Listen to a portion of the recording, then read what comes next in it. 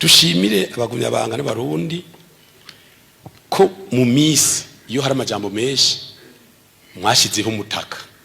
Twari basavye tuti shirako umutaka imvura igwe nikunyagire, amajambo avugwe mugarengane, kuko abayavuga sabakeneye ko dutera intambwe nabakeneye gusambura.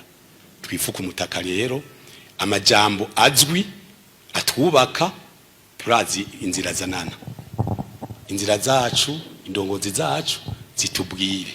Muga ntubwirwe n'umuntu utazi ni yapfa, ntubwirwe n'umuntu utazi ni yaba, utazi ni wamutumye. Igari y'abantu bavuga amajambo ugasanga umuntu kugira umushikire wogena n'indege imisi 4. Urumva rero niteka kubona abarundi bararenganye ivyo bintu. Uko imisi yiterera niko twegereza amatora. Dushimire abagumyabanga, abagumyabanga, inyifato yanyu irashimishije. Murazi mu gihe by'amatora haba amajambo, haba guterana amajambo, haba kwinubana, mugabo ubu umengo n'urugendo rusanzwe.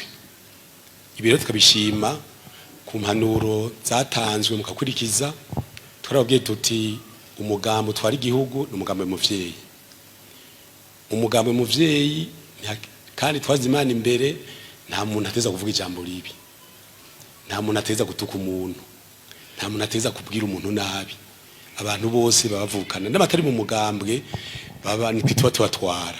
Urumva rero ni byiza, ni iteka. Uciye mu mitumba yose birenga 3,000 gaca amazona 140 ingahe, amakomine yose murabona ko abantu bose babanye neza. Mbere umengo nta n'amatora yemirije.